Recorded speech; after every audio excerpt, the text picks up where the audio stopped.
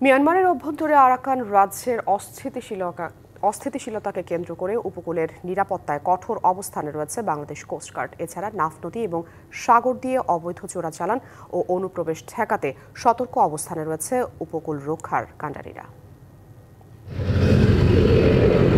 মিয়ানমারের জান্তা বাহিনীকে হটিয়ে আরাকান রাজ্যের দখল নেয় বিদ্রোহী গোষ্ঠী আরাকান আর্মি। এরপর থেকে নাফ নদীতে টেকনাফ উপকূলের জেলেদের মাঝে ছড়িয়ে পড়ে আতঙ্ক। এমন ঘটনার শুরু থেকেই নাফ নদী ও বঙ্গোপসাগরে জোরদার হয় নিয়মিত টহল ও বিশেষ অভিযান। মানব পাচার, চোরাচালান, মাদকের চালান ও বাংলাদেশে অবৈধ অনুপ্রবেশ সহ নতুনভাবে রোহিঙ্গা অনুপ্রবেশ রোধে দৃঢ় অবস্থানে রয়েছে বাহিনীটি। বাংলাদেশ মায়ানমার সীমান্তে যে অস্থিতিশীল পরিবেশ এবং সংঘাতময় পরিস্থিতি চলমান রয়েছে, এই অবস্থায় বাংলাদেশ কোস্টগার্ড সীমান্তে নাফ নদীতে সর্বোচ্চ সতর্ক অবস্থানে রয়েছে।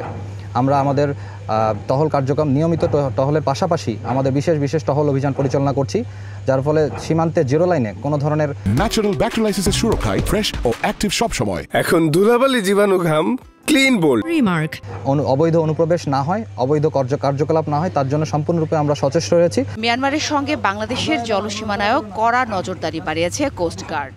অবৈধ অস্ত্র, মাদক ও চোরাচালান দমন, প্রাকৃতিক দুর্যোগে সতর্কতা, দ্রুত উদ্ধার কার্যক্রম এবং জনসচেতনতা বৃদ্ধি সহ বিভিন্ন পদক্ষেপ গ্রহণ করেছে। রাডার ও মনিটরিং সিস্টেমের মাধ্যমে উপকূল এবং সমুদ্র সীমার কার্যকর নিয়ন্ত্রণ বজায় রাখার জন্য বাংলাদেশ কোস্টগার্ড উপকূলবাসীর নিরাপত্তা সুনিশ্চিত করছে। যে কোনো পরিস্থিতি মোকাবেলায় বাংলাদেশ কোস্টগার্ড সর্বদা প্রস্তুত।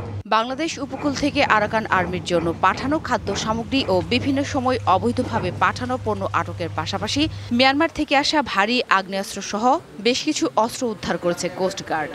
আর জড়িতদের খুঁজে বের করে আইনের আওতায় আনার কাজ চলছে। বাংলাদেশ জলসীমা ও উপকূলের শান্তি শৃঙ্খলা ছাড়াও উপকূলের সুরক্ষায় অতন্ত্র প্রহরীর কাজ করে চলেছে কোস্টগার্ড। যে কোনো সময় যে কোনো পরিস্থিতি মোকাবেলায় সার্বক্ষণিক নজরদারি ছাড়াও কয়েক স্তরের কৌশল নিয়ে উপকূল রক্ষার কাজে নিয়োজিত রয়েছে কোস্টগার্ড। DBC news desk.